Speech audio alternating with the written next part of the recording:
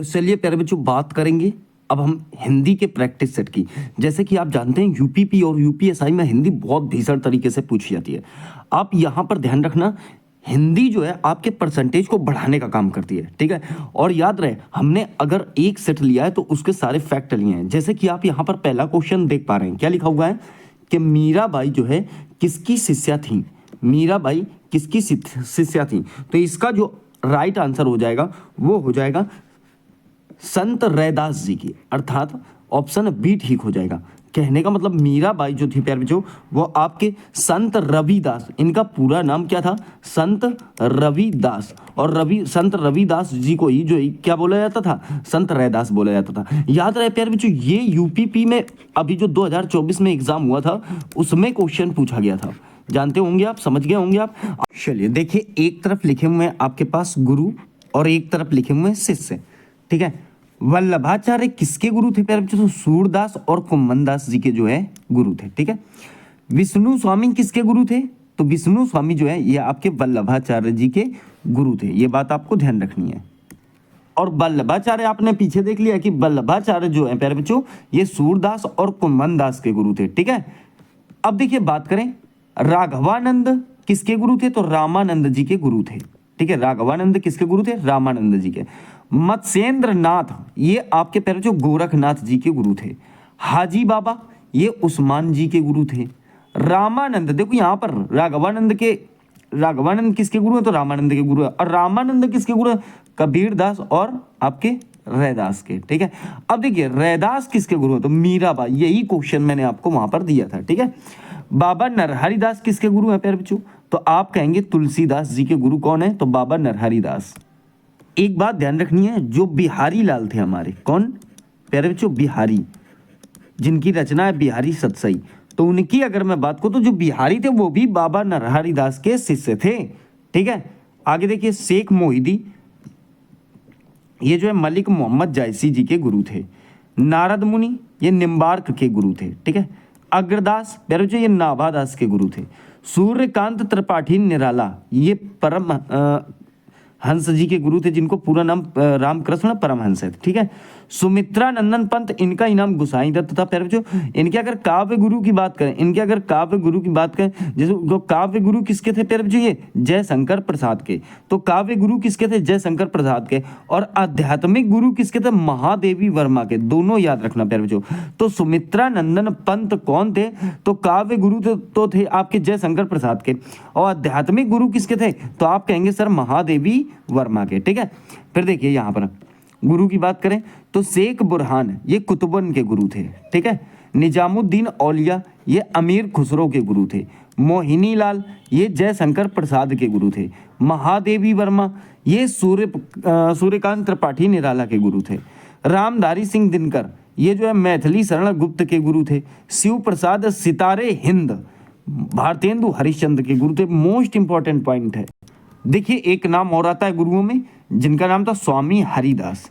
क्या नाम था प्यारे बच्चों, स्वामी हरिदास। अगर मैं स्वामी हरिदास जी की बात करूं तो याद रखना ये किसके गुरु थे, तो आप कहेंगे सर ये तो तानसेन के गुरु थे। किसके गुरु थे, तानसेन के गुरु थे। दूसरा एक बात ध्यान रखना, द्विवेदी जी का आपने खूब नाम सुना होगा, किसका, द्विवेदी। कहने का मतलब है महावीर प्रसाद और द्विवेदी। तो याद रखना प्यारे बच्चों ये जो थे आपके ये मैथिली शरण गुप्त नाम, यहाँ देखो एक तो हो जाएंगे आपके मैथिली शरण गुप्त और एक नाम याद रखना प्यारे बच्चों आप सूर्यकांत त्रिपाठी निराला। देखिए अगला क्वेश्चन है, अपभ्रंश का वाल्मीकि निम्न में से किसे कहा जाता है, महादेवी वर्मा, कबीरदास, संत तुकाराम, कोई नहीं। तो प्यारे बच्चों राइट आंसर ऑप्शन डी हो जाएगा, कोई नहीं। कहने का मतलब अगर बात करूं तो अपभ्रंश का वाल्मीकि स्वयंभू को कहा जाता है। किसे कहा जाता है, स्वयंभू को कहा जाता है, ये बात आपको याद रखनी है, ठीक है। चलिए अब एक बात ध्यान रखना, मैंने क्या कहा, स्वयंभू को कहा जाता है। इसके फैक्ट समझते हैं थोड़ा सा। देखिए स्वयंभू अपभ्रंश का वाल्मीकि के नाम से जाने जाते हैं। विद्यापति प्यारे जो मैथिल कोकिल और जो है अभिनव जयदेव, यहाँ पर नाम लिखे हुए हैं प्यारे जो, एक तरफ क्या लिखे हुए हैं, नाम, और एक तरफ लिखे हुए हैं उनको उपनाम या उनकी उपाधियां, ठीक है। तो ये बात आपको यहाँ पर ध्यान रखनी है। सूरदास को पुष्टि मार्ग का जहाज, वात्सल रस का सम्राट, खंजन नयन, ये सूरदास के नाम है, ठीक है। तुलसीदास मानस का हंस, लोकनायक, कवि शिरोमणि। केशवदास कठिन काव्य का प्रेत, ठीक है। घनानंद प्रेम की पीर का कवि, ठीक है। सैयद इब्राहिम जिसे रसखान बोलते हैं प्यारे बच्चों, तो ये रसखान इनका नाम है, सैयद इब्राहिम का वास्तविक नाम या उपनाम, ठीक है। फिर देखिए भारतेंदु हरिश्चंद्र हिंदी नवजागरण के अग्रदूत हैं। बद्री नारायण चौधरी जिनको प्रेमघन के नाम से जाना था, इनका तो प्रेमघन ही नाम है, ठीक है।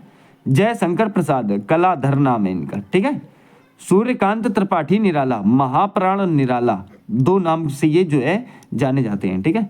सुमित्रा नंदन पंत प्रकृति का सुकुमार, ठीक है। और गोसाई दत्त प्यारे बच्चों मोस्ट इंपॉर्टेंट है, और ये एग्जाम में बहुत पूछा गया कि प्रकृति का सुकुमार किसे कहते हैं, ठीक है। रामधारी सिंह को दिनकर ही नाम मिला हुआ है, और एक मिला हुआ है प्यारे बच्चों राष्ट्र कवि, ठीक है। हरबंस राय बच्चन को एक नाम तो बच्चन है और दूसरा हालावादी कवि, ठीक है। माखनलाल चतुर्वेदी एक भारतीय आत्मा के नाम से माखनलाल चतुर्वेदी को हम जानते हैं।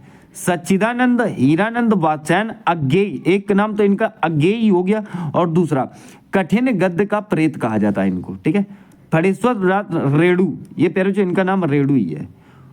गोपाल दास सक्सेना इनका नाम नीरज है प्यारे बच्चों, ठीक है। गोपाल दास सक्सेना का।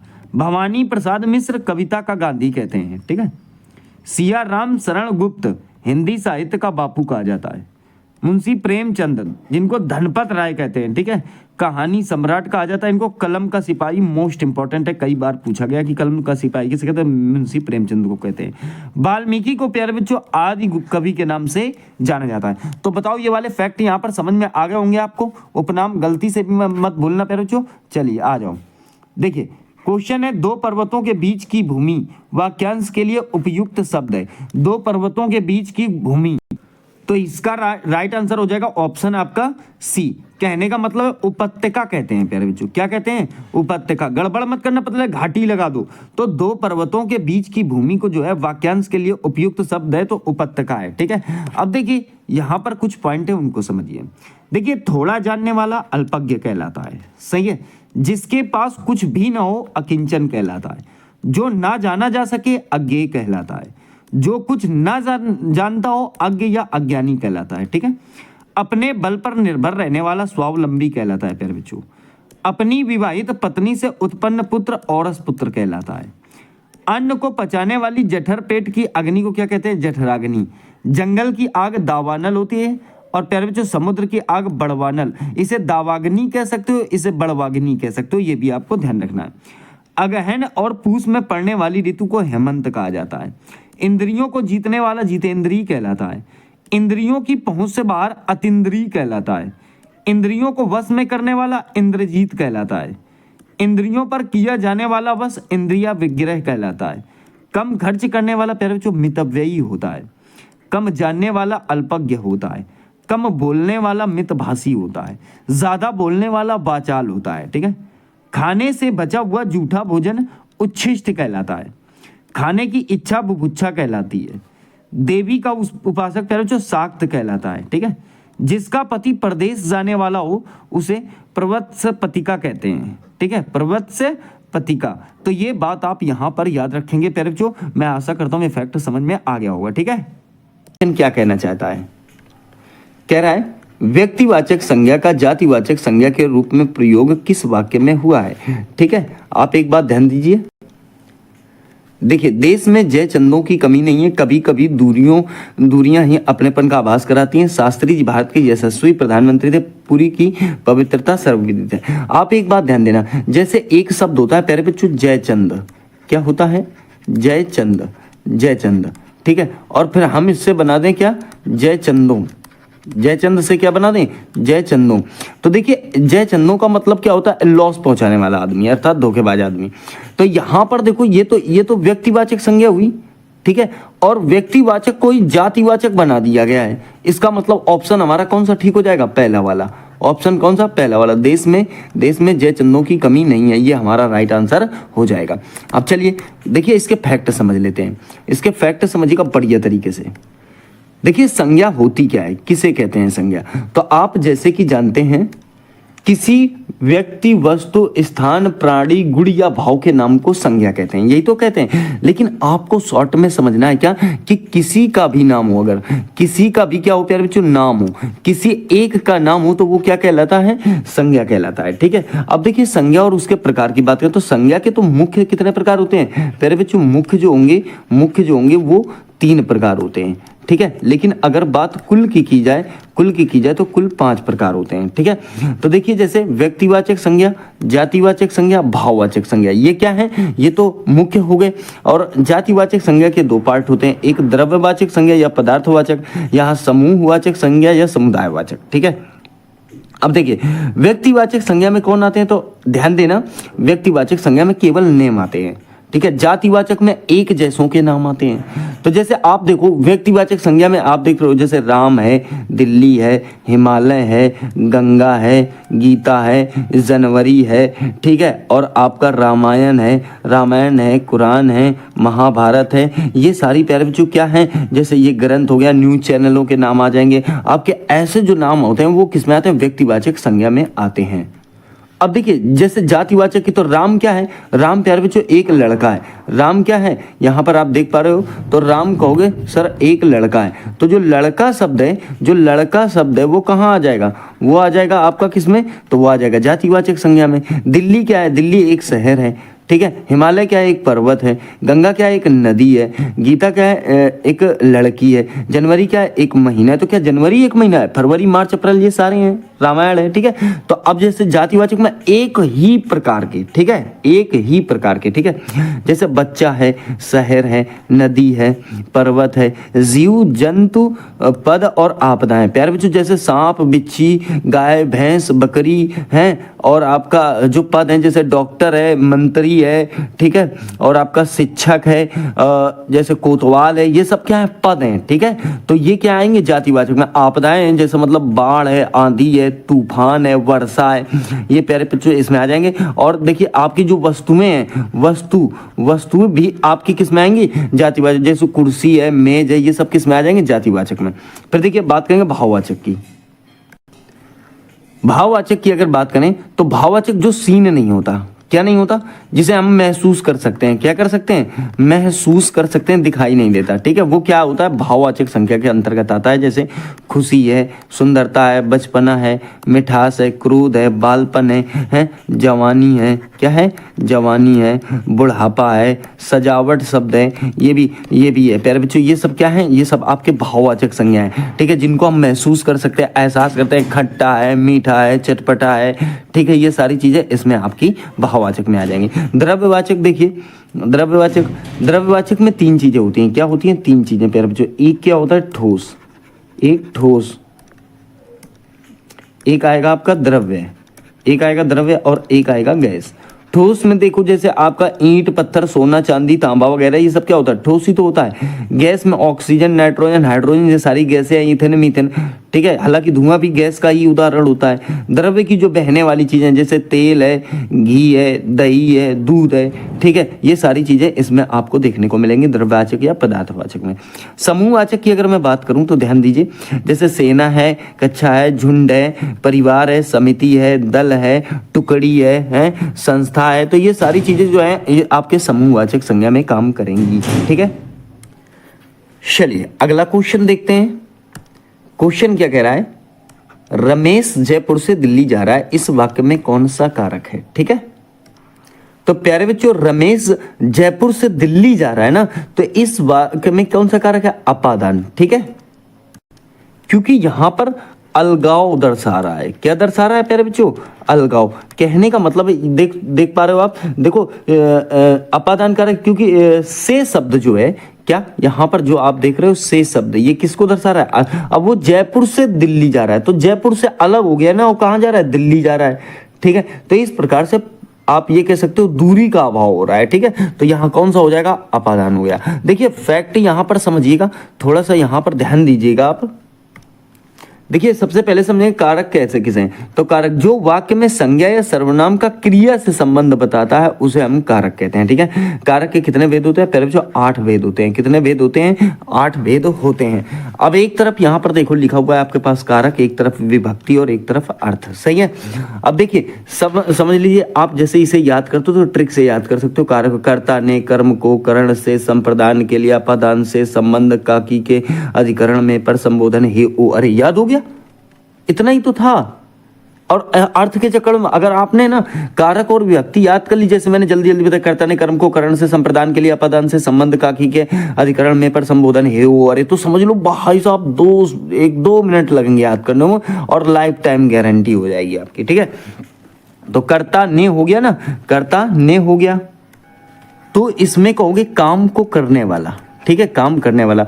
जैसे उदाहरण मैं आपको दे दूं तो मैं कहता हूं आपसे कि भाई ऐसा है, राम ने पुस्तक पढ़ी।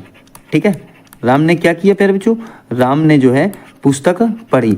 अब यहाँ पर ध्यान दो, ने का प्रयोग हुआ है ना, तो यहाँ पर प्रभाव किस पर पड़ा है? राम पर ही तो पड़ा है। और राम ने क्या किया? पुस्तक पढ़ी है, तो पूरा प्रभाव राम पर पड़ रहा है ना, तो इसीलिए कर्ता का प्रयोग करेंगे। फिर दूसरा देखिए आप प्यारे बच्चों, दूसरा हो जाएगा आपका कर्म। कर्म का मतलब को, जिस पर काम का प्रभाव पड़े। क्या होता है प्यारे बच्चों? जिस पर काम को प्रभाव पड़े। जैसे अगर मैं कहता हूँ कि सीता फल खाती है। देखो एक बात ध्यान देना प्यारे बच्चों, यहाँ पर सीता फल खाती है। अब एक बात बताऊं, यहाँ पर मैंने को नहीं लगाया। क्या नहीं लगाया? को नहीं लगाया। फिर भी ये कौन सा है? कर्म कारक है। ये जरूरी नहीं है कि मैं जैसे अगर यही बोलूं राम ने रावण को मारा तो ही आप कहोगे कि सर अब को आया है और इसमें कर्म कारक होगा। नहीं भैया, यहां भी कर्म कारक होगा क्योंकि वो साइलेंट है। देखो सीता फल को खाती है, लगा सकते हो आप, तो यहां पर वो चीज साइलेंट है। तो आप ध्यान रखना, सीता फल खाती है तो इसमें कौन सा कारक होगा? कर्म कारक होगा, क्योंकि जिस पर काम का प्रभाव पड़े। ठीक है, चलो करण की बात करते हैं। से द्वारा, जिसके द्वारा कर्ता कार्य करे। ठीक है, जिसके द्वारा कर्ता क्या करे? फिर बच्चों काम करे। अब जैसे अगर मैंने बताया आपको कि भाई साहब करण है। ठीक है, तो बालक गेंद से खेल रहे हैं। मान लो एक उदाहरण मैंने ले लिया, क्या कि भाई ऐसा है, बालक गेंद से क्या कर रहे हैं? खेल रहे हैं। अब देखो खेल और लिख लो, खेल रहे हैं। तो एक बात बताओ, यहां पर से खेल रहे हैं ना, एक तो आपका करण हो गया और दूसरा प्यारे बच्चों अपादान हो गया। तो यहां पर अलगाव की तो कोई बात नहीं हुई करण में, क्योंकि अपादान का मतलब क्या होता है? अलगाव से होता है। तो आप गड़बड़ मत करना। ठीक है, यहां आप कहोगे बालक गेंद से खेल रहे हैं। ठीक है, इसका मतलब यहां पर यह भी कह सकते हो बालक गेंद के द्वारा खेल रहे हैं, तो भी फिट हो जाएगा। ठीक है, तो ये बात आपको ध्यान देनी है कि सेंटेंस बना के देख लेना प्यारे बच्चों। संप्रदान की बात करें तो देखिए को के लिए या हेतु, को के लिए या हेतु। तो जैसे मतलब मैं आपसे कहता हूं गुरु जी को फल दो। क्या दो प्यारे बच्चों? गुरु जी को क्या दो? फल दो। ठीक है, तो एक बात बताओ, गुरु जी को फल दो। ठीक है ना, या गुरु जी के लिए फल दो, दोनों चीजें फिट बैठ रही है। तो जिसके लिए क्रिया की जाए, किसके लिए? गुरु जी के लिए की गई है ना क्रिया, तो संप्रदान हो जाएगा। अपादान से मैंने बताया आपको, दूल्हा जो है घोड़े से गिरा, तो दूल्हा क्या हुआ? घोड़े से गिरा प्यारे बच्चों। तो दूल्हा जो है घोड़े से अलग हो गया ना, तो वहां पर दूल्हा अलग हो गया और घोड़ा अलग हो गया। अब पता है घोड़ा तो भाग जाएगा, दूल्हा अस्पताल पहुंच जाएगा, कितना अलग हो गया। ठीक है, चलिए संबंध की बात करें तो का की के रा री रे, अन्य पदों से संबंध हो जाएगा। क्या हो जाएगा? अन्य पदों से क्या हो जाएगा प्यारे बच्चों? संबंध हो जाएगा। जैसे यह कमला की गाय है। ठीक है, ये एक सेंटेंस है। कौन सा? यह कमला की गाय है। तो देखो कमला की गाय है ना, ठीक है, कमला का गाय से संबंध प्रकट हो रहा है कि नहीं हो रहा है? तो यहां पर अन्य पदों से संबंध हो रहा है ना। फिर देखिए अधिकरण, देखिए जैसे पेन में स्याही है, तो एक बात बताओ, क्रिया का आधार हुआ, क्या हुआ? में या पर। याद रहे पेन में से आई है ना, तो यहां पर में का प्रयोग किया गया है। किसका प्रयोग किया गया है? में का प्रयोग किया गया है प्यारे बच्चों। ठीक है, कमरे में टीवी रखा है। और याद रखना यहां पर कारक शुद्धि जो है आपको अशुद्धि भी देखने को मिलेंगी, कारक से संबंधित अशुद्धि और अशुद्धि। जैसे मैं कहता हूं पेन पर से आई, तो पेन पर थोड़ी से आई होती है, पेन पर का मतलब ऊपर लपेट दिया आपने से आई। ठीक है, पेन में से आई होगी। ठीक है, चलो संबोधन, हे, ओ, अरे, ये सारी चीज़ें जो है किसी को पुकारना या बुलाना के लिए प्रयोग की जाती हैं। जैसे कि आप कह सकते हो, अरे भैया क्यों रो रहे हो। ठीक है, क्या कहा मैंने, अरे भैया क्यों रो रहे हो। तो जैसे आप ध्यान दो, अरे भैया, तो एक बात बताओ, अरे भैया के बाद आप ये लगाते हो ना, ये लगाते हो, क्यों रो रहे हो, तो ये वाला जो है ये संबोधन का ही तो है जो चिन्ह लगा हुआ है। ठीक है ना, तो इस प्रकार से प्यारे जो आपको मैंने बहुत कम समय में कारक बता दिए। चलिए अगला क्वेश्चन देखिए। क्वेश्चन कह रहा है, हिंदी साहित्य के इतिहास लेखन की परंपरा का सूत्रपात किसने किया था। इसका जो राइट आंसर हो जाएगा वो हो जाएगा ऑप्शन बी, कहने का मतलब गारसा द तासी। तो राइट आंसर क्या हो जाएगा, गारसा द तासी ने किया था। ठीक है, हिंदी साहित्य के इतिहास लेखन की परंपरा का सूत्रपात जो है गारसा द तासी ने किया था। अब यहाँ पर एक बात समझिएगा, देखिए प्यारे जो पूरा यहाँ पर चार्ट बना हुआ है आपके पास। ठीक है, थोड़ा मानता हूँ कि समय लगता है, तो मैंने आपसे कहा था कोई मामूली प्रैक्टिस सेट तो है नहीं। आप यहाँ पर ये सोच कर बैठना, पेन कॉपी ले लो, वरना स्क्रीनशॉट ले लेना कि मतलब हर बात को हम यहाँ पर ये शानदार तरीके से जो है क्लियर करेंगे। अच्छा एक बात और, इसकी पीडीएफ मिल जाएगी प्यारे बच्चों आपको। आप हमारे इस चैनल के उसमें डिस्क्रिप्शन में जाना, वहाँ पर आपको लिंक मिल जाएगा टेलीग्राम का। ठीक है, तो वहाँ से जाके आप पीडीएफ चाहो तो बाद में डाउनलोड कर सकते हो। ठीक है, पहले आप पूरी वीडियो, क्योंकि वीडियो में तो आपको अदर फैक्ट भी देखने को मिलेंगे, लेकिन पीडीएफ में तो ऐसा नहीं है। पीडीएफ में जो चीज़ है बस वही चीज़ आपको देखने को मिलेगी। देखिए बात करेंगे हिंदी साहित्य की, किसकी बात करेंगे, हिंदी साहित्य की। अब यहाँ एक छोटे से पार्ट में आप ऐसे समझ सकते हो कि देखिए हिंदी साहित्य का जो समय है, जो काल है, वो 4 पार्ट में बैठा हुआ है। कौन कौन सा, एक तो आदिकाल हो गया प्यारे बच्चों, दूसरा भक्ति काल हो गया, ठीक है, तीसरा रीतिकाल, चौथा आपका आधुनिक काल। आदिकाल को ही ना, आदिकाल को ही जो है प्यारे बच्चों आपका वीर गाथा काल कहा जाता है। कौन सा काल कहा जाता है, तो आप कहोगे सर वीर गाथा काल कहा जाता है। भक्ति काल को पूर्व मध्यकाल कहा जाता है। क्या कहा जाता है, तो आप कहोगे सर पूर्व मध्यकाल कहा जाता है। ठीक है, कौन सा काल कहा जाता है, तो आप कहोगे पूर्व मध्य काल कहा जाता है। और इसे रीतिकाल की अगर बात करें, रीतिकाल की बात करें, इसे उत्तर मध्यकाल कहा जाता है। क्या कहा जाता है, तो आप कहेंगे सर उत्तर मध्यकाल कहा जाता है। और ये तो है ही आपका आधुनिक काल। ठीक है, अब जो भक्ति काल है प्यारे बच्चों, इसे भारतीय साहित्य का स्वर्ण युग कहा जाता है। कौन सा, तो भारतीय साहित्य का स्वर्ण युग किसे कहा जाता है, भक्ति काल को कहा जाता है। ये छोटे छोटे क्वेश्चन है, बहुत इंपॉर्टेंट हैं। अब ये जो विभाजन है प्यारे बच्चों, ये जो विभाजन किया गया है हिंदी साहित्य का, आप 4 पार्ट में देख रहे हो, ये किसके अनुसार है, तो आप एक राइटर का नाम याद रखना, उनका नाम है प्यारे बच्चों आचार्य रामचंद्र शुक्ल। ठीक है, कौन से शुक्ल हैं, तो आचार्य रामचंद्र शुक्ल के द्वारा, वरना और भी काल विभाजन अन्य राइटरों द्वारा किए गए हैं, लेकिन इनका बहुत ही ज्यादा इंपॉर्टेंट और प्रसिद्ध है एग्जाम की दृष्टि से। वहीं इनके समय की बात करूं जो आदिकाल का था, तो ठीक है मैं संवत की बात कर रहा हूं, क्योंकि उसमें अगर आप पूर्व में जाओगे तो आपको दूसरा काल देखना पड़ेगा। मैं संवत बता रहा हूं आपको। ठीक है, तो जो आपका आदिकाल है ना प्यारे बच्चों, आदिकाल जो है, जो मैंने आपको दोबारा बता देना, मैं संवत में बात कर रहा हूं। ठीक है, तो 1050 से आपका जो रहा प्यारे बच्चों वो 1375 तक का है। कितना है, 1375 तक का। ठीक है, फिर देखिए भक्ति काल की अगर बात करूं तो ये आपका प्यारे बच्चों जो भक्ति काल है ना, वो 1375, कितना, 1375 से लेकर आपका 1700 तक गया है। कितना गया है प्यारे बच्चों, 1700 तक। वहीं जो रीति काल है, जो आपका प्यारे बच्चों रीति काल है, वो 1700 से लेके 1900 तक गया है। कहाँ तक, 1900 तक गया है। और जो आपका आधुनिक काल है प्यारे बच्चों, ये अभी भी चल रहा है 1900 से अब तक। ठीक है, 1900 से अब तक चले ही पड़ा है ये। ठीक है, तो ये बताओ, ये बात आपको समझ में आ गई होगी चारों पार्टों की। ठीक है, अब देखिए अब यहाँ पर हम कुछ कवि लेके आए हैं आपके लिए जो बहुत इंपॉर्टेंट है। ठीक है, ये होता क्या है प्यारे बच्चों, ये जो है कि ये जैसे आदिकाल की बात करें तो आदिकाल के जो कवि हैं, जैसे आप देख रहे हो यहाँ पर जगनिक दिखेंगे, क्या दिखेंगे, नरपति नाल हैं। ठीक है, चंद्र बरदाई हैं, दलपति विजय हैं प्यारे बच्चों। तो जगनिक जैसे परमाल रासो इनकी रचना हो गई। ठीक है, नरपति बीसल देव रासो हो गई, चंद्र बरदाई पृथ्वीराज रासो हो गई, दलपति विजय खुमान रासो हो गई। ठीक है, तो आदिकाल में कोई सिर्फ यही कवि थोड़ी हैं। ठीक है, जैसे अगर मैं बात करूं और भी स्वयंभू हैं, अब्दुल रहमान है, स्वयंभू की पुमऊ चरऊ है, अब्दुल रहमान की संदेश रासक है, हेमचंद्र की जैन रचनाएं हैं, सारगंधर हैं उनकी हमीर रासो है, नल सिंह की विजयपाल रासो है, जल कवि की आपकी बुद्धि रासो है, फिर जो विद्यापति पदावली, कीर्तिलता, कीर्ति पताका, अमीर खुसरो की पहेलियां, दोहे, खड़ी बोली रचनाएं, तो ये सारी मैंने आपको बता दी हैं। ठीक है, अब देखिए प्यारे जो आदिकाल था तो उसमें वीरता से संबंधित रचनाएं हुआ करती थी। समय बदला, समय बदला और यहाँ पर अब भक्ति काल आया। भक्ति काल में तो भाई साहब जितने भी कवि आए उन्होंने उठा उठा के भगवानों को ही लपेटा है। बात समझ रहे हो, कोई राम जी को लेके चल पड़ा, कोई लक्ष्मण जी को, कोई विष्णु जी को, कोई कान्हा जी को, ऐसे करके जो है ले चले। अब यहाँ पर देखो पार्ट बने भक्ति काल के, जो आप देख रहे हो दो पार्ट बने। कौन थे? एक तो सगुण बना और एक निर्गुण बना। अब सगुण में भी दो लोग आ गए, ठीक है, सगुण में भी दो लोग आ गए। सगुण में एक तो रामाश्रयी आ गए और एक कृष्णाश्रयी आ गए, ठीक है। इसको जो बांटने का काम किया गया सगुण और निर्गुण को, वो भाई साहब आपका आचार्य रामचंद्र शुक्ल ने बांटा था। तो यहां पर जैसे आप सबसे पहले पॉइंट में देख रहे हो क्या, रामाश्रयी और प्रेमाश्रयी। तो रामाश्रयी जो थे वो प्यारे बच्चों आपके किसके उपासक थे? वो राम के उपासक थे, अर्थात राम को मानने वाले थे।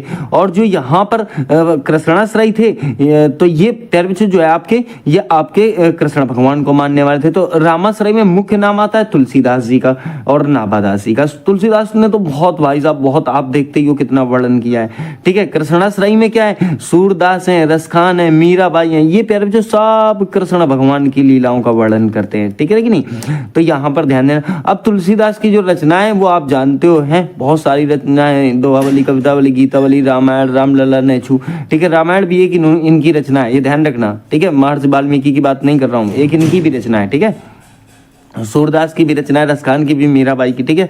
तो ये बात आप यहाँ पर समझ गए। देखिए अगला पार्ट निर्गुण है। निर्गुण में दो पार्ट इन्होंने दिए हैं, ठीक है। ज्ञानाश्रयी और आपका एक तो ज्ञानाश्रयी हो गया, पर जो एक प्रेमाश्रयी, ठीक है। ज्ञानाश्रयी के अंतर्गत संत आते थे, जैसे आपके कबीर हैं, रैदास हैं, ठीक है। कबीर हैं, रैदास हैं, ये संत काव्यधारा के थे।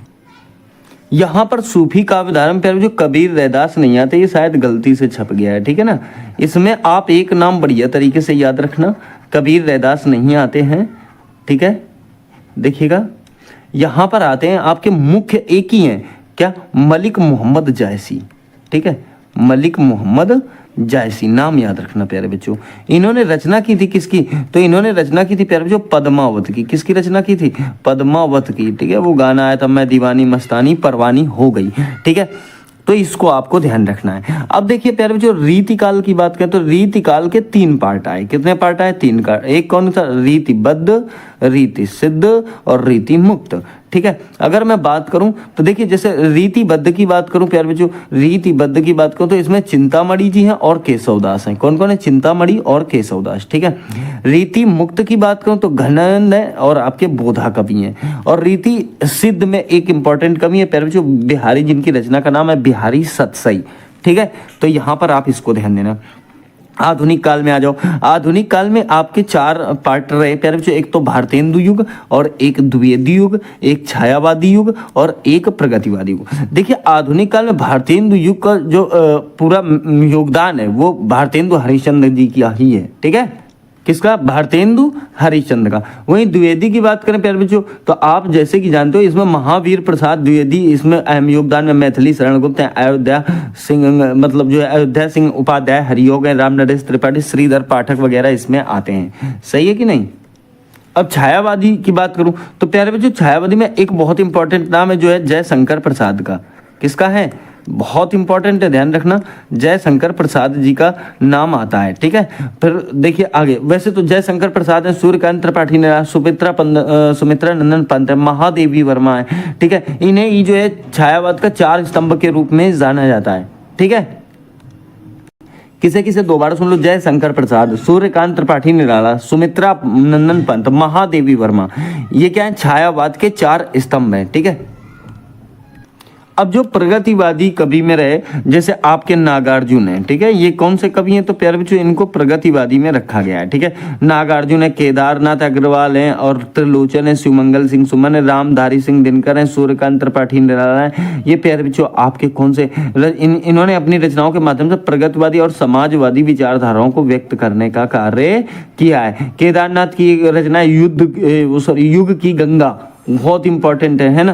किसकी गंगा? युग की गंगा। जैसे त्रिलोचन है प्यारे जो धरती है, शिवमंगल सिंह सुमन है, इनकी बहुत सारी रचनाएं, जैसे परशुराम की प्रतीक्षा जो है, रश्मि रथी है, ये रामधारी सिंह दिनकर, ये सब प्रगतिवादी के अंतर्गत कार्य करते हैं। यहाँ पर ये फैक्ट आपको मैं मानता हूँ कि बढ़िया तरीके से समझ में आ गया होगा। चलिए अब देखिए बात करेंगे अगले क्वेश्चन की। अगला क्वेश्चन क्या कह रहा है प्यारे बच्चों? यहाँ पर देखिएगा अगला क्वेश्चन कह रहा है निम्न में से किस विकल्प के सभी शब्द व्यंजन संधि से निर्मित हैं। ठीक है, तो यहां पर आप देख पा रहे हो चार ऑप्शन आपके पास दिए गए हैं। ठीक है, वागी, सदानंद, मायच्छद्र, प्रत्येक, चंद्रोदय, अब्जे, यद्यपि, कल्पांत, अम्य, अभीष्ट, सज्जन, प्रमोशन।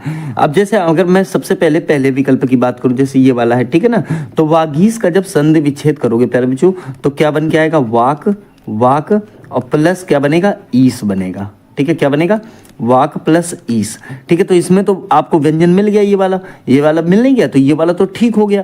अब दूसरा देखते हैं सदानंद। सदानंद का जब फैक्टर करोगे आप, तो सत करोगे, क्या करोगे, सत और प्लस प्यारे बच्चों हो जाएगा आनंद।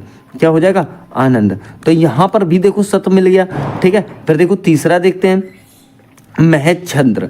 ठीक है, महत छत्र का क्या करोगे, तो देखिए महत करोगे, क्या करोगे, महत करोगे और प्लस क्या करोगे, छत्र करोगे। तो क्या इसमें भी मिल गया, हाँ भाई साहब इसमें भी मिल गया, तो इन तीनों में मिल गया। तो इसका मतलब है हमारा विकल्प जो है पहला वो ठीक हो जाएगा। इसी में जो है सारी व्यंजन संधियां दी गई हैं। ठीक है, अब देखिए जैसे यहाँ चंद्रोदय में नहीं हो सकता, चंद्र पूरा आ जाएगा, उसमें तो हलंत लगाने की जरूरत ही नहीं है। ठीक है, जहां पर यहाँ पर देखो व्यंजन संधि की 99% केस में क्या होता है, 99% केस में ये वाला जो हलंत यहाँ पर हमने लगाया है, ये हलंत आपको देखने को मिलेगा। ठीक है, चलिए अब देखिए इसके कुछ फैक्ट हैं वो समझ लीजिएगा।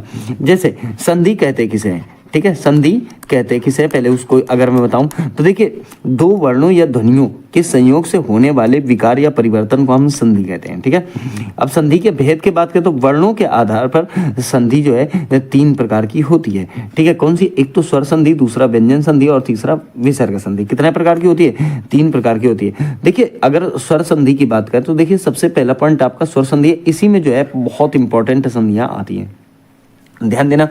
तो देखिए जैसे अगर स्वर संधि में आप देखो तो स्वर वर्ण के साथ स्वर वर्ण के मेल से जो विकार, मतलब स्वर के साथ आपको स्वर देखने को मिलेगा। क्या देखने को मिलेगा, स्वर प्लस स्वर बराबर क्या बनेगा, स्वर संधि बनेगा।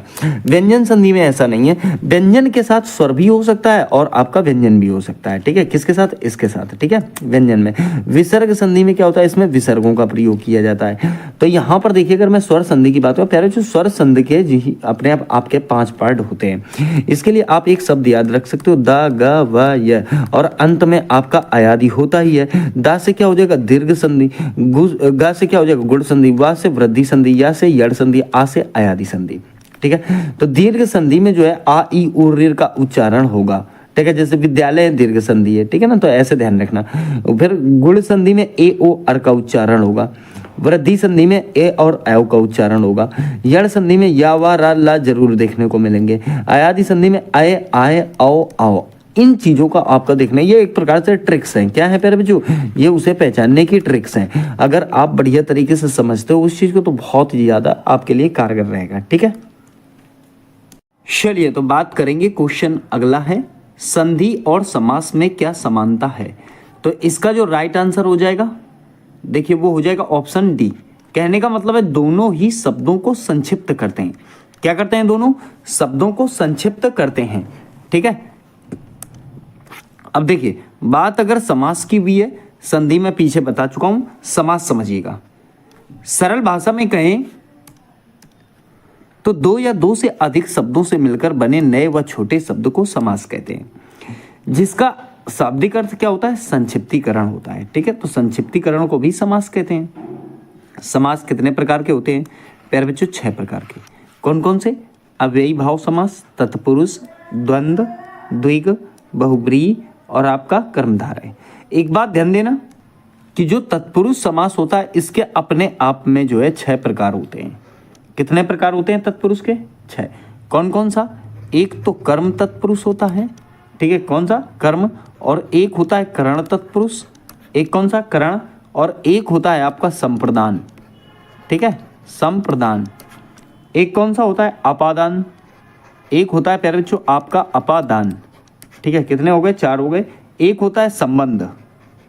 ठीक है, कौन सा, संबंध तत्पुरुष, और एक होता है आपका अधिकरण। तो कितने हो गए, ये 6 हो गए। ठीक है, अब सब एक एक करके समझते हैं। देखिए अव्ययी भाव समास, इसमें पहला पद क्या होता है, अव्यय होता है, जिसमें उसका रूप नहीं बदला जा सकता। ठीक है, और याद रखना इसमें पुनरुक्ति की संभावनाएं बनी रहती हैं। ठीक है, किसकी संभावना, तो पुनरुक्ति हो सकती है। देखिए यथाशक्ति, प्रतिदिन, ये इसके उदाहरण है। तो अव्ययी भाव का मतलब क्या होता है? जिसका पहला पद अव्यय होता है। तत्पुरुष, दोनों पदों के बीच कारक चिन्ह का लोप होता है। ये कारक ही तो हैं, जैसे आपने पढ़े होंगे कर्ता ने कर्म को करण से संप्रदान के लिए हैं, तो वही तो होते हैं ये। लेकिन इसमें जो है एक कर्ता नहीं होता और एक जो है आपका संबोधन अंत वाला नहीं होता, ठीक है। तो ऐसे करके ये 6 होते हैं, पहला और आखिरी छोड़कर, सही है। अब देखिए जैसे राजकुमार, तो यहाँ का प्रयोग हुआ ना, ठीक है। तो राजा का कुमार, देशभक्ति, देश के लिए भक्ति होती है, ठीक है। फिर देखिए द्वंद्व समास, तो यहाँ पर क्या है? तत्पुरुष समास में आपने क्या समझा कि कारकों का लोप होगा। द्वंद्व समास में दोनों पद प्रधान होते हैं, इसके बीच में और या एवं आदि से जुड़े होते हैं। जैसे आपको योजक चिन्ह मिलेगा यहाँ पर, ठीक है। माता पिता राधा कृष्ण, ठीक है। सब में नहीं मिलेगा, सब में नहीं मिलेगा, क्योंकि एक शब्द जैसे मान लो सत्य, सत्य है, सत्य सत्य, तो सत्य असत्य होता है, सत्य और असत्य, तो और का लोप हो रहा है कि नहीं। तो यहाँ पर योजक नहीं मिल रहा है, 99% केस में आपको योजक मिलेगा। तो इस प्रकार से ध्यान देना है आपको।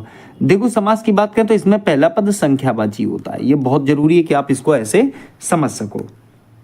क्या होता है? पहला पद संख्यावाची, जैसे त्रिभुज है, चतुर्भुज है आदि जो है इसमें आपको देखने को मिलेंगे। किसमें? तो द्विगु समास में, ठीक है। कोई दिक्कत किसी को? आगे देखिएगा, आगे बहुव्रीहि समास। बहुव्रीहि की क्या क्वालिटी होती है? इसमें दोनों शब्द मिलकर किसी तीसरे विशेष अर्थ की ओर इशारा करते हैं या प्रकट करते हैं, ठीक है। 2 शब्द होंगे, जैसे देखिए चक्रपाणी, ठीक है, चक्र को धारण किए हुए। लंबोदर, लंबा हो उदर जिसका, ठीक है। गजानन, गज का है आनंद जिसका, अर्थात गणेश। त्रिनेत्र, 3 नेत्र हैं जिसके। नीलकंठ, नीलाय कंठ जिसका। लंबोदर बता दिया मैंने आपको, ऐसे जो है इसमें आपको देखने को मिलेंगे। वहीं अगर बात करें कर्मधारय, इसमें एक पद जो है दूसरे पद की विशेषता बताएगा, ठीक है। उदाहरण की बात करें तो देखिए विद्याधन, विद्या ही धन है, ठीक है। मुख चंद्र, मुख ही चंद्रमा है। कृताकृत, किया बेकिया, ठीक है, ये बहुत इंपॉर्टेंट है, कई बार पूछा गया है। कृताकृत, किया बेकिया, सही है, ये इसका फैक्टर होगा। तो कर्मधारय भी आपको समझ में आ गया। तो यहाँ समास आपने बहुत कम समय में समझ लिए। चलिए बात करेंगे, अगला क्वेश्चन है निम्नलिखित में कौन सा शब्द जो है विदेशज है, ठीक है। 4 ऑप्शन है, तो राइट आंसर हो जाएगा ये वाला। कहने का मतलब है ये A, B, C, D। कौन सा ठीक हो जाएगा आपका? तो उम्मीद ठीक हो जाएगा, ऑप्शन आपका C वाला ठीक हो जाएगा। कौन सा ऑप्शन है? C वाला। चलिए आइए कुछ फैक्ट समझ लेते हैं। देखिए यहाँ पर विदेशी भाषाओं के शब्द, प्यारे बच्चों यहीं से आपको क्वेश्चन मिल जाएगा, चाहे UPP का एग्जाम हो और चाहे प्यारे बच्चों आपका UPSI का एग्जाम हो, ठीक है। तो ये बात आपको ध्यान रखनी है। सबसे पहले बात करेंगे अरबी शब्द। देखिए अजब है, अजीब है, अदालत, औरत, इलाज, आदमी, अल्लाह, तकदीर, किताब, मुसाफिर, तारीफ। तो यहाँ पर जैसे कि आप जब शब्द पढ़ोगे खुद ही आपको एहसास हो जाएगा, एक फीलिंग आएगी कि यार ये तो शब्द अरबी हो सकता है, ठीक है। थोड़ा नज़र मारनी है आपको। वहीं बात करें फारसी शब्द, देखिए आवारा है, आमदनी है, आवाज़ है, कमीना, हजार, बुखार, बारिश, बाजार, तमंचा, कुश्ती, गुलाब, चादर, सितार और गवाह। ये शब्द जो हैं आपके फारसी शब्द हैं। तो इसमें हम विदेशी शब्दों की बात कर रहे हैं। तो यहाँ बात करेंगे आगे हम पुर्तगाली। देखिए आलपिन शब्द है, कमीज है, कमरा है, कर्नल है, तौलिया। तौलिया कई बार एग्जाम में रिपीट हुआ है, ठीक है। कमीज है, फिर देखिए पपीता है, पिस्तौल है, तंबाकू है, गमला है, पतलून है। ये शब्द जो है आपके पुर्तगाली शब्दों के अंतर्गत कार्य करेंगे। फिर बात करें तुर्की, देखिए दरोगा है, लाश है, बारूद है, चम्मच है, तोप है। देखिए एक चाकू शब्द है, चाकू शब्द तुर्की का है, ठीक है। चीकू शब्द चीनी का है। फिर बेगम है, कैंची है, बीवी, देखिए नौकर बीवी दोनों जो है किस में आएंगे? तुर्की में। चेचक है, छतरी है, आका है। ये शब्द प्यारे बच्चों आपके तुर्की के हैं। फिर बात करते हैं चीनी की। देखिए चीनी की बात करें तो चाय है, लीची है, चीनी है, चीकू है। ये सब कहाँ के हैं? तो चीनी शब्द हैं, ठीक है। जापानी देखिए रिक्शा बहुत पूछा जाता है, सुनामी। रिक्शा और सुनामी 2 वर्ड आपको जापानी याद रखने हैं। डच के तुरुप, बम, तुरुप और ये आपका बम, ये दोनों ध्यान रखना, तुरुप और बम, सही है। फ्रांसीसी प्यारे बच्चों, फ्रांसीसी। अंग्रेज शब्द फ्रांसीसी है, कारतूस है, कर्फ्यू है, कूपन है, बिगुल। तो यहाँ पर आपने क्या समझे? विदेशी शब्द। चलिए प्यारे बच्चों क्वेश्चन देखिए अगला, मानव शब्द का विशेषण निम्नलिखित में से क्या बनेगा? किसका? तो मानव शब्द का विशेषण क्या होगा? मानवीकरण, मनुष्य, मानवता या मानवी? इसका राइट आंसर हो जाएगा ऑप्शन डी, कहने का मतलब है मानवी। तो मानव शब्द का विशेषण क्या होगा प्यारे बच्चों? मानवी होगा। अब देखिए बात अगर विशेषण की भी है तो यहाँ पर देखिए एक एक फैक्ट को हमने बड़ी शानदार तरीके से बताया। जैसे विशेषण कहते किसे हैं? तो देखिए संज्ञा अथवा सर्वनाम शब्दों की विशेषता बताने वाले को हम क्या कहते हैं? विशेषण कहते हैं। ठीक है, और ध्यान रखना प्यारे बच्चों, जो विशेषण की विशेषता बताते हैं, किसकी विशेषता? विशेषण की। तो याद रखना बहुत ही इंपॉर्टेंट पॉइंट है ये वाला। ठीक है, तो विशेषण की विशेषता बताने वाले को हम प्रविशेषण कहते हैं। क्या कहते हैं? प्रविशेषण कहते हैं। प्रविशेषण में बहुत कम शब्द होते हैं, बहुत ही कम शब्द, जैसे बहुत शब्द, ये प्रविशेषण है। अति शब्द प्रविशेषण है।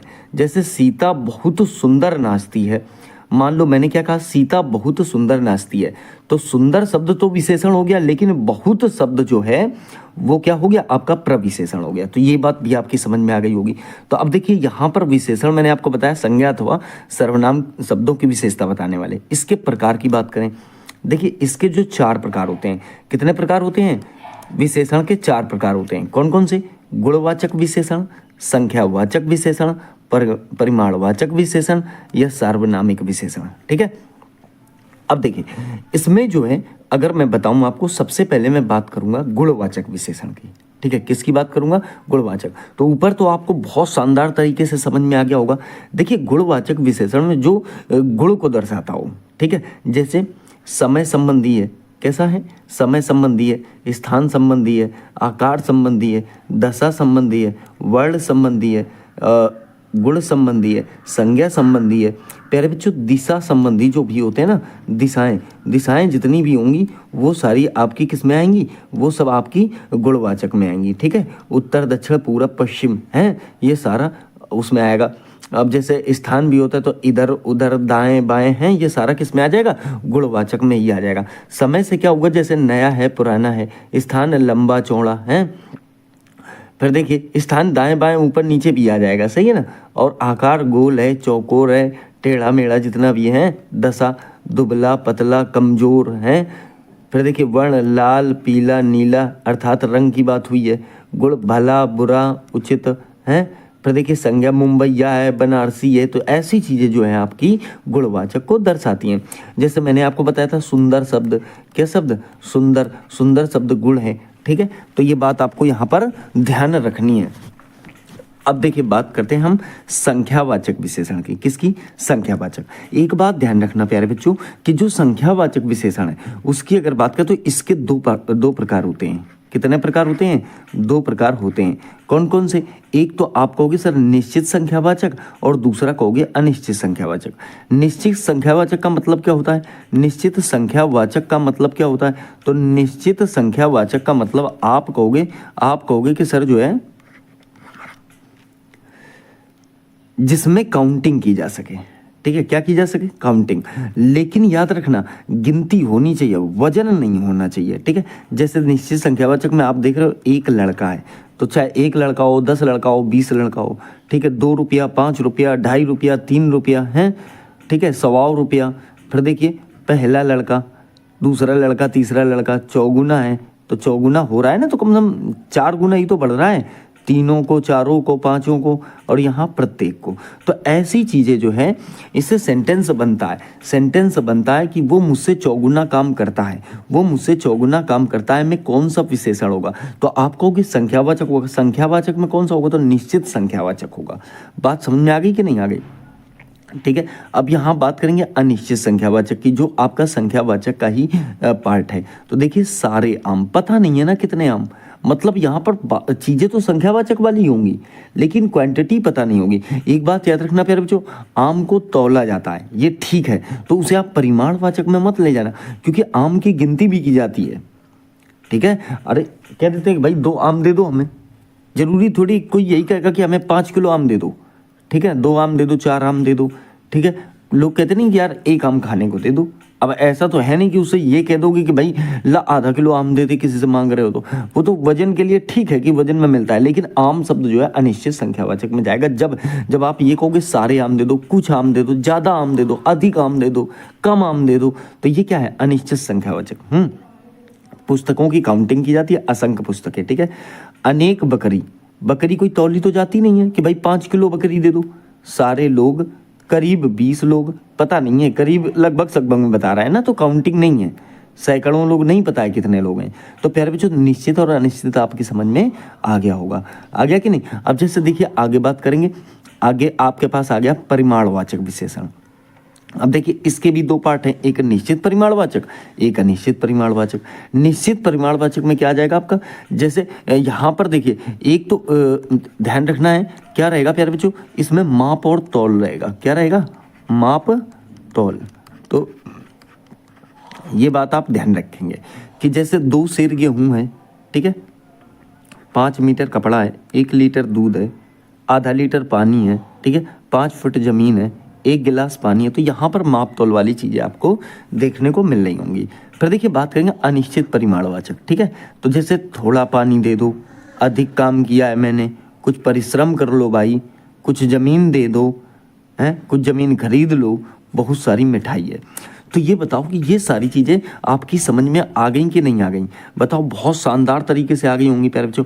देखिए सार्वनामिक विशेषण की बात करें तो सार्वनामिक विशेषण यहाँ मैंने कुछ लिए हैं नीचे, जैसे वह शब्द सार्वनामिक है, कोई शब्द, कुछ शब्द, ऐसा शब्द। तो देखिए वह लड़की जा रही है, इसमें कौन सा विशेषण है? तो आप कहोगे सार्वनामिक विशेषण है। कोई लड़का नहीं है, तो इसमें देखो आप कोई शब्द लगा हुआ है, कुछ विद्यार्थी है, ऐसा आदमी, तो ऐसे प्रकार के जिसमें कुछ, कोई, वह, ऐसा, वैसा, ये सारी चीज़ें क्या होंगी प्यारे बच्चों? सार्वनामिक के अंतर्गत आएंगी, जिसमें सर्वनाम की चीज़ें आपको देखने को मिले जाएंगी। तो ये बताओ कि यहाँ पर आपने जो है विशेषण को शानदार तरीके से समझ लिया। दोबारा रिवाइज कर लो। देखो गुणवाचक में यहाँ पर मैंने दिशाएं बता दी हैं कि वह उत्तर दिशा में जा रहा है, तो गुणवाचक विशेषण होगा, ठीक है। मैं यहाँ से कहता हूँ, मैं संख्यावाचक में कहता हूँ कि भाई ऐसा है, यह 20 गायें मेरी हैं, तो इसका मतलब ये है कि संख्यावाचक है। यहाँ पर मैं कहता हूँ कि मुझे 20 मीटर कपड़ा दे दो। क्या दे दो? 20 मीटर कपड़ा दे दो। मुझे 20 मीटर क्या दे दो? कपड़ा दे दो। कपड़ा दे दो। तो इसका मतलब आप ये समझ जाओगे कि यार यहाँ तो मापने के कपड़ा की तो माप होती है ना। अब ऐसा तो है नहीं कि 20 कपड़ा दे दो, 10 कपड़ा दे दो, 40 कपड़ा दे दो, तो यहाँ तो मापा जाएगा। मापा किस में जाएगा? मीटर में जाएगा। इसका मतलब क्या हुआ? परिमाणवाचक हो गया, ठीक है। सार्वनामिक आप जानते ही हो। तो आप जो किसी भी प्रकार से कोई गलती मत करना, और इतना ही है, ठीक है। फालतू इसमें रामायण बताने से कोई फायदा तो है नहीं, वरना रामायण तो बहुत सारी होती है। अब इसमें क्वेश्चन कराऊं तो बहुत लंबे क्वेश्चन चले जाएंगे। बस अर्थ है आपको समझना है। अगर समझ गए आप तो इतने में ही आपका काम हो जाएगा, ठीक है। चलिए तो आगे देखिए, आगे बात करते हैं हम अगले क्वेश्चन की तरफ। देखिए क्वेश्चन क्या कहना चाहता है? निम्न में से संदेहवाचक वाक्य कौन सा है? संदेहवाचक वाक्य कौन सा है, ठीक है। तो यहाँ सेंटेंस बने हुए हैं, देखो क्या वह यहाँ आ गया? राम का मकान उधर है, भगवान तुम्हें दीर्घायु करे, कृपया शांति बनाए रखें। तो एक बात ध्यान रखना, जब भी प्रश्नवाचक सेंटेंस आपको मिलेगा, कौन सा सेंटेंस मिलेगा? प्रश्नवाचक। तो प्रश्नवाचक जो प्यारे बच्चों वाक्य होते हैं ना आपके, तो वह वाक्य प्रश्नवाचक है, और प्रश्नवाचक वाक्य अक्सर संदेह या अनिश्चितता व्यक्त करने के लिए प्रयोग किए जाते हैं, ठीक है। तो इसका मतलब क्या शब्द आपको देख रहे हो? क्या वह यहाँ आ गया? बात तो क्लियर नहीं हो रही है ना। उसने क्या कहा? क्या वह यहाँ आया है कि नहीं आया है? तो कोई कंफर्म तो नहीं है, और कंफर्म नहीं है तो आप कहोगे यहाँ पर संदेहवाचक है, ठीक है। तो पहला वाला आपका ऑप्शन काम कर जाएगा, ठीक है प्यारे बच्चों। कौन सा ऑप्शन काम कर जाएगा? पहला वाला ऑप्शन आपका यहाँ काम कर जाएगा, ठीक है। अब देखिए बात किसकी हुई है? वाक्य की हुई है। किसकी बात हुई है? वाक्य की। तो प्यारे बच्चों वाक्य की अगर बात हुई है तो आप एक बात ध्यान रखना कि वाक्य जो होते हैं उनकी परिभाषा पहले समझ लो, फिर प्यारे बच्चों उनके प्रकार समझेंगे, ठीक है। तो देखिए 2 या 2 से अधिक पदों के सार्थक समूह को हम क्या कहते हैं? तो वाक्य कहते हैं। अब यहाँ एक बात ध्यान रखना प्यारे बच्चों, वाक्य के भेद एवं प्रकार लिए हमने, तो वाक्य के भेद एवं प्रकार आप यहाँ पर देख सकते हो। वाक्य भेद 2 प्रकार से किए जा सकते हैं, ठीक है। कितने प्रकार से? 2 प्रकार से। एक तो प्यारे बच्चों अर्थ के आधार पर और दूसरे रचना के आधार पर। अब सबसे पहले अगर मैं बात करूं तो जैसे अर्थ के आधार पर वाक्य भेद, तो यहाँ आप देख पा रहे होंगे, देखिए अर्थ के आधार पर वाक्य भेद कितने होते हैं प्यारे बच्चों, 8 प्रकार के होते हैं। तो अर्थ के आधार पर वाक्य के भेद कितने होते हैं, 8 प्रकार के होते हैं। देखिए सबसे पहला क्या है, सबसे पहला है प्यारे बच्चों आपका विधानवाचक वाक्य, ठीक है, विधानवाचक वाक्य। विधानवाचक में नॉर्मल सेंटेंस मिलेगा आपको, ठीक है, किसमें, जब विधानवाचक की बात होगी तो आपको होगी जिस वाक्य में क्रिया के करने या होने का सामान्य कथन हो, ठीक है, किसके, तो सामान्य कथन किसके, क्रिया के, तो इसका संबंध डायरेक्टली किससे होगा, क्रिया से होगा। कहने का मतलब है आप ये कह सकते हो गंगा हिमालय से निकलती है, इसका मतलब नॉर्मल सेंटेंस है ना, विधानवाचक है, विधानवाचक, ठीक है। दूसरा जैसे बात करें निषेधवाचक वाक्य, निषेधवाचक में प्यारे बच्चों नहीं का प्रयोग आपको देखने को मिलेगा। निषेधवाचक में नहीं का मतलब आप ये कह सकते हो कि राम आज विद्यालय नहीं जाएगा, तो ये क्या हो जाएगा, निषेधवाचक हो जाएगा। तीसरा प्यारे बच्चों आपको प्रश्नवाचक वाक्य मिलेगा। प्रश्नवाचक में जैसे कौन, क्या, कब, कहाँ, कैसे, क्या राम तुम्हारा बड़ा भाई है, क्या राम तुम्हारा बड़ा भाई है, तो प्रश्नवाचक वाक्य मिल जाए तो आप समझ लेना प्रश्नवाचक है। देखिए विस्मयादिबोधक वाक्य, तो जैसे आपको जानते हो कि विस्मयादिबोधक में क्या होता है कि विस्मय है, हर्ष है, शोक है, घृणा है आदि के भाव को प्रकट किया जाए, तो उसमें आप देख तो इस चिन्ह का प्रयोग किया जाता है ना विस्मयादिबोधक में, ठीक है। आज्ञावाचक में देखिए, आज्ञावाचक में क्या होता है, अच्छा विस्मयादिवाचक में इसका एक सेंटेंस लो, जैसे आहा कितना सुंदर दृश्य है, तो यहाँ पर देखो आहा आ गया कि नहीं, क्या आहा कितना सुंदर दृश्य है, तो ये समझ लेना कि जब विस्मय का प्रयोग किया गया है तो वो विस्मयादिवाचक वाक्य हो जाएगा। प्यारे बच्चों आज्ञावाचक की अगर मैं बात करूं, आज्ञावाचक की, तो आज्ञावाचक में क्या होता है कि जिस वाक्य में आज्ञा, प्रार्थना, अनुमति अथवा उपदेश का बोध होता है, ठीक है। जैसे उदाहरण के तौर पर अपना काम समय पर करो, ठीक है, अपना काम समय पर करो, या ये कहा जाता है जाओ यहाँ से, क्या क्या इतना ही बोल दिया जाए, जाओ यहाँ से, तो एक बात बताओ यहाँ पर आदेश दिया जा रहा है, आज्ञा दी जा रही है, ठीक है। फिर देखिए इच्छावाचक वाक्य, कौन सा वाक्य, इच्छावाचक वाक्य, अर्थात जिस वाक्य में इच्छा, शुभकामना या आशय का वर्णन हो। तो प्यारे बच्चों आपको शुभकामना से सेंटेंस देखने को मिलता है हर बार, ठीक है, एग्जाम कोई भी हो तो शुभकामना से सेंटेंस, जैसे मान लो हम क्या कहते हैं, ईश्वर तुम्हें दीर्घायु करे, ठीक है, ईश्वर तुम्हें दीर्घायु करे, तुम्हारी यात्रा मंगलमय हो, ठीक है, तो ये क्या हो गए, इच्छावाचक वाक्य हो। तो चलिए प्यारे बच्चों अगला देखिए 7वां संकेतवाचक वाक्य। संकेतवाचक वाक्य में जिस वाक्य में एक बात अथवा काम का होना दूसरी बात अथवा काम के होने पर निर्भर करता है, जैसे वर्षा होती तो अच्छी फसल होती, यही तो है क्या, कि वर्षा होती तो अच्छी फसल होती, इसका मतलब है यहाँ पर संकेत दिया जा रहा है। 8वां देखिएगा संदेहवाचक वाक्य। संदेहवाचक का मतलब शायद आज वर्षा हो, ठीक है ना, क्या शायद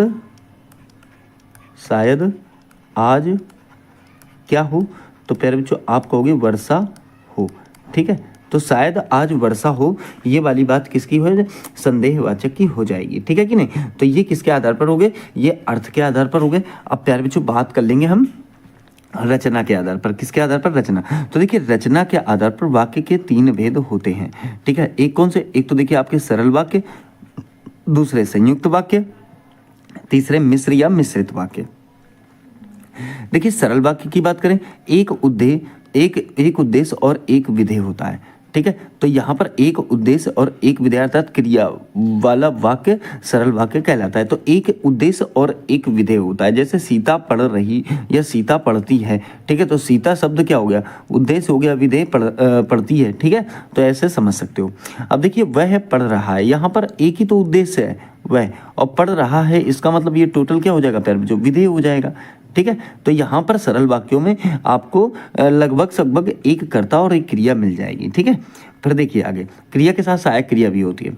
देखिए संयुक्त वाक्य की बात करें तो देखिए इसमें एक से अधिक सरल वाक्य होते हैं जो समुच्चय बोधक अव्यय जैसे और, लेकिन, परंतु आदि से जुड़े हुए देखने को मिलेंगे, ठीक है, ये संयुक्त दो वाक्य जुड़े होंगे, लेकिन याद रहे वो किससे जुड़े होंगे, समुच्चय बोधकों से जुड़े होंगे, ठीक है ना।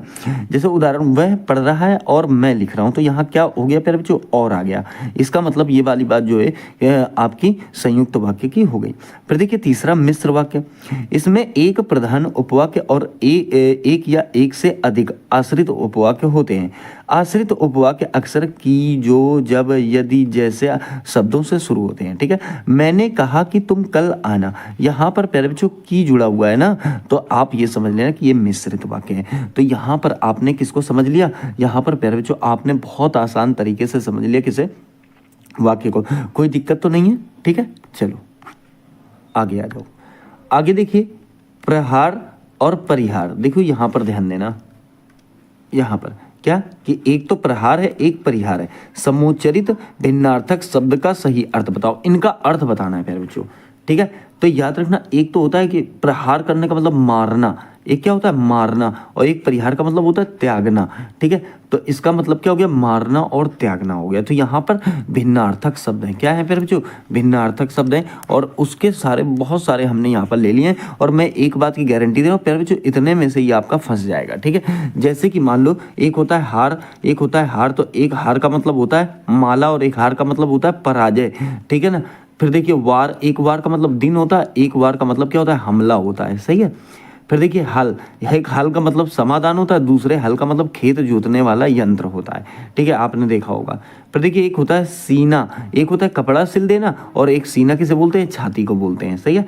फिर देखिए सुमन, सुमन एक अच्छे हृदय वाला होता है, और एक सुमन बोलते हैं प्यारे बच्चों फूल को, सही है। कटक, कटक माने एक होता है सेना, और एक होता है कंटक, कंटक माने होता है कांटा, ठीक है। एक होता है प्यारे बच्चों अपेक्षा, अपेक्षा का मतलब होता है तुलना करना। एक होता है उपेक्षा, इसका मतलब होता है निरादर, ठीक है। देखिए अब्ज होता है, क्या अब्ज माने होता है कमल, और एक अब्द होता है, इसका मतलब होता है प्यारे बच्चों बादल, ठीक है। देखिए ग्रह अगर ऐसे लिख रहे हो तो 9 ग्रह, और ग्रह में अगर ऐसे लिख रहे हो मतलब जैसे उड़ंती नीचे वाली ये ऐसे राह टांग रहे हो, तो इसका मतलब होता है प्यारे बच्चों घर, ठीक है। अंबर, अंबर आकाश अगर आ रहा है प्यारे बच्चों, एक का मतलब आकाश होता है, एक होता है अंबार जिसको बोलते हैं ढेर, ठीक है। एक होता है अनिल, अनिल माने क्या होता है हवा, और अनल माने क्या होता है प्यारे बच्चों आग, ठीक है। फिर देखिए अभय, अभय का मतलब बिना भय के होता है। एक होता है उभय, ठीक है, तो उभयाकार होता है ना, तो दोनों चीजें होती हैं उसमें। फिर देखिए अंश, एक अंश का मतलब हिस्सा होता है, एक और इसका अंश का मतलब होता है प्यारे बच्चों कंधा, ठीक है। फिर एक होता है परीक्षा, परीक्षा का मतलब होता है जांच करना। एक होता है परीक्षा, इसका मतलब होता है कीच या कीचड़, ठीक है। फिर देखिए एक द्रव्य का मतलब होता है प्यारे बच्चों धन, क्या होता है धन, और इस द्रव्य का मतलब क्या होता है, तो कहोगे तरल पदार्थ, ठीक है। चलिए फिर देखिए अगर बात करें तो ग्रह, ग्रह का मतलब क्या होता है नक्षत्र, और इस ग्रह का मतलब क्या होता है निवास। चलो आगे देख लो प्यारे बच्चों, यहाँ पर देखो अनिल बता चुका हूँ, यहाँ पीछे हवा और अग्नि, ठीक है। फिर देखिए दिन का मतलब वार बता चुका हूँ आपको, और एक देखो दिन, एक यहाँ पर जैसे वार वाला एक पीछे बताया था ना, तो वो दिन दीन वाला नहीं दूसरा था, तो यहाँ दिन का मतलब वार होता है, और दीन का मतलब गरीब होता है, सही। फिर देखिए सती का मतलब पतिव्रता होता है, और एक इस सती का मतलब शताब्दी होता है। फिर देखिए बहू का मतलब बहुत होता है, और एक बहू अगर इस प्रकार से बड़ी उपमात्रा लग जाए तो पुत्र वधू हो जाएगा, ठीक है। पास का मतलब नजदीक या समीप होता है, इस पास का मतलब बंधन होता है, ठीक है। नीर का मतलब प्यारे बच्चों जल होता है, लेकिन नीड़ का मतलब घोंसला होता है। अम्ब का मतलब प्यारे बच्चों माता होता है, लेकिन अम्बू का मतलब क्या होता है, तो जल होता है, सही है। इस अंश का मतलब हिस्सा होता है, और इस अंश का मतलब कंधा होता है। अंगना का मतलब यहाँ पर आंगन से होता है, और यहाँ अंगना का मतलब स्त्री से होता है। यहाँ अली का मतलब भौरा से होता है, और यहाँ अली का मतलब सखी से होता है। अगला पॉइंट समझ, देखिए कली का मतलब यहाँ पर कलयुग से है, और इस कली का मतलब यहाँ पर अधिकलीय फूल से है, ठीक है। आकार का मतलब यहाँ पर बच्चों रूप से है, और यहाँ आकार का मतलब खान पान से है। यहाँ देखिए कपी का मतलब बंदर से है, और इस कपी का मतलब घिरनी से है, ठीक है। चिर का मतलब प्यारे बच्चों यहाँ पर पुराने से, और चीर का मतलब यहाँ पर वस्त्र से है, ठीक है। देखिए ये तरणी का मतलब यहाँ पर प्यारे बच्चों भाग्य से है, और यहाँ तरणी का मतलब क्या है, तो नाव से है। निशान का मतलब प्यारे बच्चों चिन्ह से है, और इस निशान का मतलब झंडे से है। तो बताओ यहाँ पर आपको मजा आया होगा कि नहीं, बहुत शानदार मजा आया होगा प्यारे बच्चों। इसमें वही हैं जो मतलब एग्जाम में दबा दबा के पूछे जाते हैं, ठीक है ना, मोस्ट इंपॉर्टेंट है प्यारे बच्चों। कैसे हैं, तो आप कहोगे सर मोस्ट इंपॉर्टेंट है, ठीक है ना, गड़बड़ी मत करना तनिक भी। चलिए अगला क्वेश्चन देखेंगे। निम्न में से कौन सा शब्द जो है सागर का पर्यायवाची नहीं है? तो देखिए अम्बुद, ये भी सागर का पर्यायवाची है प्यारे बच्चों। रत्नाकर भी है, वारिस भी है, और निर्जर, ये जो है सागर का पर्यायवाची नहीं। तो ऑप्शन जो हमारा ठीक हो जाएगा वो कौन सा ठीक हो जाएगा? आप कहोगे सर डी वाला ठीक हो जाएगा। कौन सा ठीक हो जाएगा? डी वाला। ठीक है, चलिए आ जाओ। देखिए बात करें अगर अटल की, अटल के पर्यायवाची कौन कौन से हैं? अड़िग है, स्थिर है, पक्का है, दृढ़ है, अचल, निश्चल, गिरी, शैल, नग। तो ये प्यारे बच्चों आपके अटल के पर्यायवाची हैं। ठीक है, अवनति आ जाओ। अवनति में देखिए अगर बात करें तो अपकर्ष है, गिराव है, गिरावट, घटाव, ह्रास, ये किसके पर्यायवाची हैं? तो ये अवनति के पर्यायवाची हैं। ठीक है, फिर देखिए इंद्रधनुष आता है। इंद्रधनुष की बात करें तो सुरचाप है, इंद्रधनु है। ठीक है, शक्रचाप है, सप्तवर्ण धनु है। सप्तवर्ण मतलब 7 वर्णों से बना होता है ना, इसलिए इसे सप्तवर्ण भी बोल दिया जाता है। फिर देखिए ईश्वर, जिसे आप भगवान कहते हो, तो देखिए आप क्या कहोगे? परमात्मा है, परमेश्वर है, ईश है, ओम है, ब्रह्म है, अलख है, अनादि है, अज है, अगोचर है, जगदीश। ये सारे प्यारे बच्चों आपके ईश्वर या भगवान के पर्यायवाची हैं। फिर देखिए उल्लू की बात करें तो उल्लूक है, लक्ष्मी वाहन, मोस्ट इंपॉर्टेंट है प्यारे बच्चों। कौशिक, ये भी बहुत इंपॉर्टेंट है, तो ध्यान रखना इस बात को। आ जाओ एकांत की बात करें तो देखिए सुनसान हो जाता है? शून्य भी बोलते हैं, सूना भी बोलते हैं, निर्जन भी बोलते हैं, और विजन भी बोला जाता है। सही है। देखिए ओस की, ये देखिए ओस कई बार एग्जाम में आया है। तो देखिए जैसे तुषार है तो ये हिमकड़ पूछा जाएगा, कई बार एग्जाम में पूछा गया है हिमकड़ किसका पर्यायवाची है, तो आप कहोगे ओस का। ठीक है, फिर देखिए हिमसीकर है, हिम बिंदु है, तो हिनकड़ हो जाता है। तो वैसे तो आप आइडिया लगा सकते हो, इस सब में गोल का कहीं ना कहीं वो दर्शाया गया है। ठीक है, देखिए जैसे बिंदु है, कण है, तो ये सब इसी से तो संबंधित हैं। फिर देखिए कृत्रिम, कृत्रिम का मतलब होता है अवास्तविक। ठीक है, नकली, झूठा, दिखावटी, बनावटी। एक होता है प्राकृतिक, प्राकृतिक गॉड गिफ्ट है, कृत्रिम जो मनुष्य ने बनाया है। ठीक है, फिर देखिए खग, खग की बात करें तो पक्षी आते हैं, चिड़िया आता है, पखेरु आता है, द्विज आता है, पंछी आता है, विहंग है, और शकुनी। ये आपके किसके हैं? तो खग के आपके पर्यायवाची हैं, अर्थात पक्षी के पर्यायवाची हैं। चलिए खल की बात करें तो देखिए सठ, जैसे बदतमीज कहते हैं ना, सत है, दुष्ट है, धूर्त है, दुर्जन है, कुटिल है, नालायक है, अधम। ये सब आपके खल के पर्यायवाची हैं। फिर देखिए गज की बात करें प्यारे बच्चों तो गज के पर्यायवाची हस्ती, सिंदूर, मातग, कुंभी, नाग, हाथी, वितुंड, कुंजर, करी। ये सब आपके गज के पर्यायवाची हो जाएंगे। चपला बिजली के हैं, है ना, तो जैसे विद्युत है, बिजली है, चंचला है, दामिनी है, तड़िता है, ये सारे आपके बिजली के पर्यायवाची हैं, या चपला के कह सकते हो आप। फिर देखिए चश्मा, चश्मा की बात करें तो इन्हें आप कह सकते हो ऐनक, उपनेत्र, सहनेत्र, उपनयन। तो ये आपके चश्मा के पर्यायवाची हो जाएंगे। फिर देखो छली, ठग है, चंबी है, कपटी है, केतव है, धूर्त है, मायावी है, ये छल को बोला जाता है। छलिया बोलते थे ना, कृष्ण भगवान को छलिया बोलते थे। तो देखिए जमुना की बात करें तो देखिए सूर्य तनया, सूर्य सुता, कालिंदी, अर्कजा, कृष्णा, ये सब किसके? जमुना के हैं। ठीक है, फिर देखिए झकोर, हवा का झोंका, झटका, झोंक या बयार। तो ये प्यारे बच्चों आपके बहुत ही इंपॉर्टेंट है। आगे देखिए, आगे बात करते हैं हम। देखिए टीका, टीका के पर्यायवाची भाष्य, वृत्ति, विवृत्ति, व्याख्या और आपका भाषांतरण हो जाएगा। ठीक है, ठग की बात करें तो देखिए जालसाज बोलते हो आप, प्रवंचक बोलते हो, वंचक बोलते हो, और प्रतारक, प्रतारक पूछ लेता है एग्जाम में। ठीक है, चलो ठिठोली, हंसी ठिठोली वाला ठिठोली है। देखिए मजाक हो गया, उपहास हो गया, फबती है, व्यंग्य है, और व्यंग्योक्ति हो जाएगा। फिर देखिए डोर की बात करें प्यारे बच्चों तो देखिए डोरी, रज्जू, तात, रस्सी है, पगाहा है, तो ये बहुत इंपॉर्टेंट है, तंतु भी इसमें आ जाएगा। ढीठ, कहते नहीं ये बच्चा बहुत ही ज़्यादा यार ढीठ है।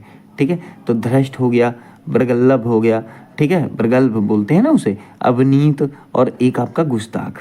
ठीक है, तलवार की बात करें अगर तो असी है, खड़ग है, सिरोही है, चंद्रहास है, कृपाण है, शमशीर है, करवाल, करौली, तेग, ये सब किसके पर्यायवाची हो जाएंगे? तलवार के हो जाएंगे।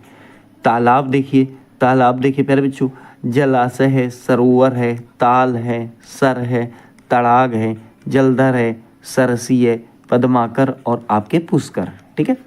तोता देखिए बहुत इंपॉर्टेंट है, सुआ है, सुख है, दाड़िम प्रिय है, कीर है, सुग्गा है, रक्ततुंड है। देखिए बीच दाड़िम का एक अलंकार है जिसे भ्रांतिमान अलंकार बोलते हैं। तो वहां पर एक दोहा बहुत पूछा जाता है, बीच दाड़िम का समझकर भ्रांति से। ठीक है, तो वो सुख की ही बात की गई है, तोते की ही बात की गई है। ठीक है उसमें। चलिए दर्पण की अगर बताऊं तो शीशा है, आईना है, मुकुर है, आरसी है। ठीक है। फिर देखिए दास की बात करूं तो चाकर, नौकर, सेवक, परिचारक, परिचर, किंकर, गुलाम, अनुचर, ये बहुत ही इंपॉर्टेंट है। ठीक है। चलो देखिए दूध की बात करते हैं। दूध में अगर बताऊं तो एक तो पेय है, दुग्ध है, स्तन्य है, क्षीर है, अमृत है। ये प्यारे बच्चों दूध के पर्यायवाची हो जाएंगे। फिर देवता आता है आपके पास, सूर्य हो जाएगा, आदित्य हो जाएगा, अमर हो जाएगा, देव हो जाएगा, वसु हो जाएगा। तो ये आपके प्यारे बच्चों देवता के पर्यायवाची हैं। दासी, दासी को बादी बोलते हैं, सेविका बोलते हैं, किकरी बोलते हैं, परिचारिका बोलते हैं। देखिए अगर नौकर की बात करें तो परिचारक, और जैसे नौकरानी की बात करें तो आप परिचारिका लगाओगे। ठीक है। चलो द्रौपदी की बात करें तो देखिए श्यामा बोलते थे, पांचाली बोलते थे, कृष्णा बोलते थे, सौरंद्री बोलते थे, याज्ञसेनी बोलते थे, द्रुपदसुता बोलते थे, नित्य यौवना बोलते थे। ठीक है, नित्य यौवना।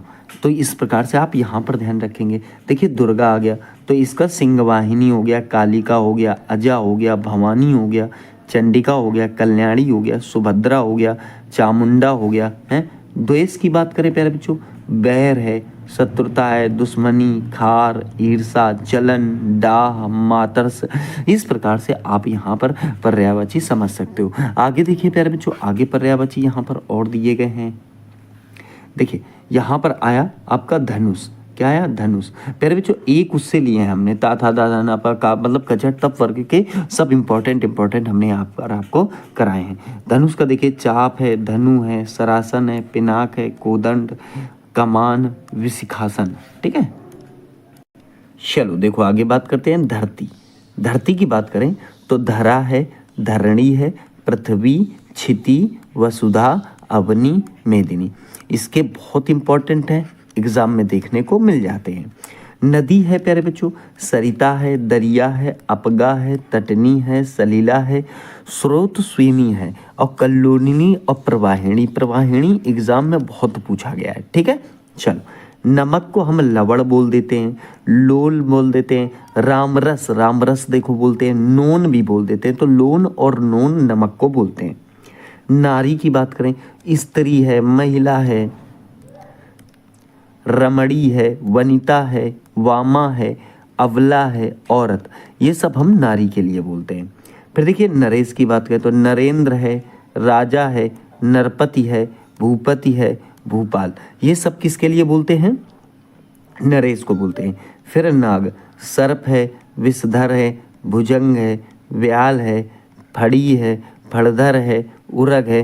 तो ये वाली चीज़ें जो हैं आपकी किस में आती हैं? तो नाग के अंतर्गत आती हैं। फिर देखिए पति की बात करें तो पति स्वामी को कहते हैं, कांत को कहते हैं, भरतार होता है, बल्लभ होता है, भरता होता है, ईस होता है। ये प्यारे बच्चों आपके पति के पर्यायवाची हैं। ठीक है।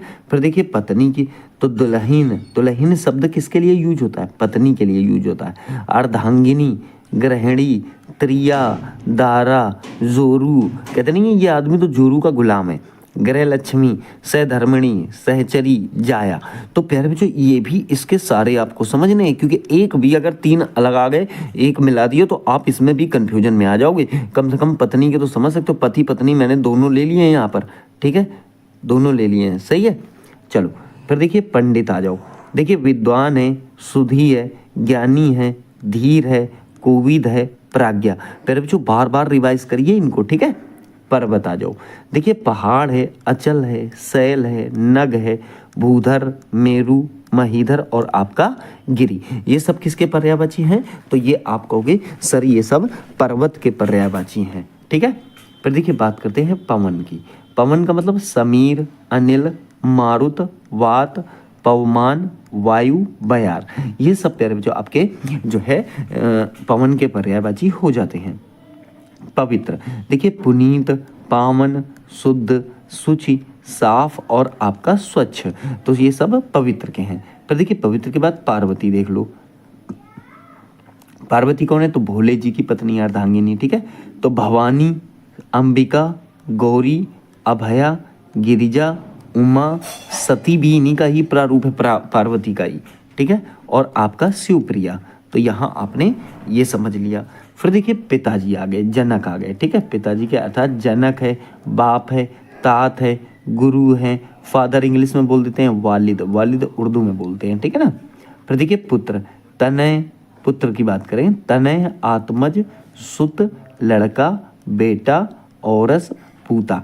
तो प्यारे बच्चों यहाँ पर आपने ये समझे